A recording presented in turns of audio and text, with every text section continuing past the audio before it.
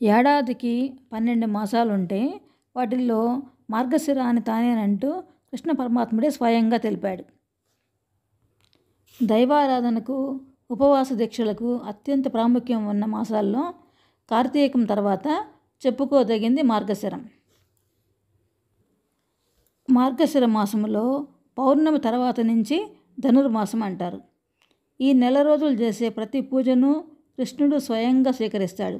అందుకే ఎంతోమంది విష్ణు భక్తులు ఈ సమయంలోనే విష్ణు సహస్రనామ పఠనంతో పాటు ధనుర్మాస వ్రతాన్ని ఆచరించేందుకు సిద్ధమవుతారు.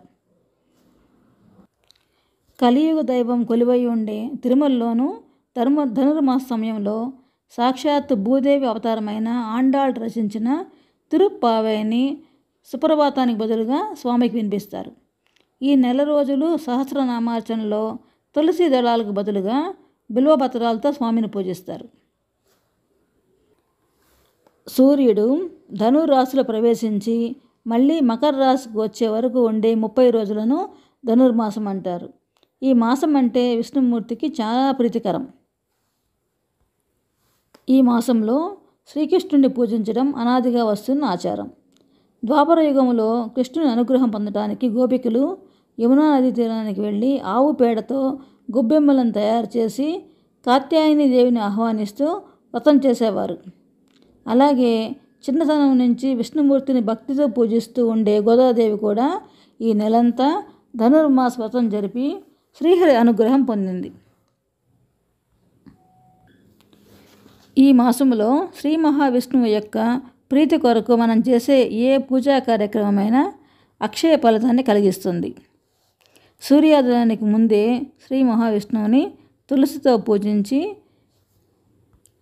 పెసలతో చేసిన పొంగలిని స్వామికి నివేదిస్తే సకల దోషాలు పోతాయని ప్రతీతి. ధనుర్మాస వ్రతం ఆచరించే వాళ్ళు ప్రతిరోజు ప్రాతకాలంలో అనగా సూర్యోదయానికి ముందే పూజ అయిపోయేటట్టు చూసుకోవాలి. ధనుర్మాసం అంతా తెల్లవారుజామునే లేవడం, ముగ్గులు పెట్టడం, గొబ్బెమ్మలను పెట్టడం, కీర్తనలు పాడుతూ తంబూరా వాయిస్తూ వీధుల్లో సంచరించే హరిదాసుల సందడి ఎంతో ఆహ్లాదంగా ఉంటుంది. రోజు తెల్లవారుజామునే లేచి తలస్నానం చేసి పూజ ప్రారంభించుకోవాలి.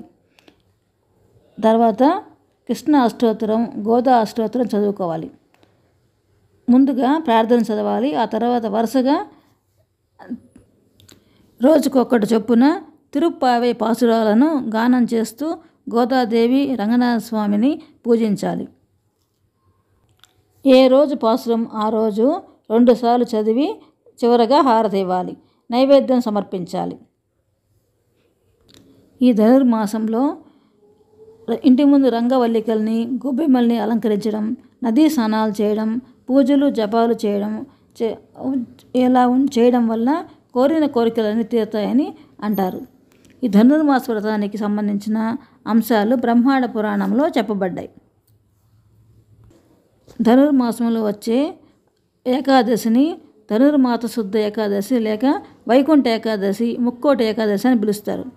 ఈ రోజున వైకుంఠి వాకిళ్ళు తెరుచుకొని ఉంటాయని అంటారు. అందుకే వైష్ణవాలయాల్లో భక్తుల కోసం తెల్లవారుజామునే ఉత్తర ద్వారాలను తెరుస్తారు. ఆ రోజున మహావిష్ణువు గరుడ వాహనం పైన 3 కోట్ల దేవతలతో కలిసి భూలోకాన్ని దిగివచ్చి భక్తులకు దర్శనమిస్తాడంటారు. వైకుంఠ ఏకాదశి రోజున ఉపవాసం ఉంటే మిగతా 23 ఏకాదశి తిథుల్లోనూ ఉపవాసం ఉన్న ఫలితం వస్తుందని విష్ణు పురాణంలో చెప్పబడింది. వివాహం ఆలస్యమవుతున్న అమ్మాయిలు ఈ మాసంలో కాత్యాయని దేవిని అంటే దుర్గాదేవిని పూజించడం వలన శీఘ్రంగా వివాహయోగం కలుగుతుంది. కాబట్టి అందరూ ధనుర్మాస వ్రతాన్ని ఆచరించి రోజుకొక్కటి చొప్పున తిరుప్పావై పాసురాలను గానం చేస్తూ రంగనాథ స్వామి యొక్క కృపకు పాత్రులు కండి. ఓం కృష్ణాయ నమః.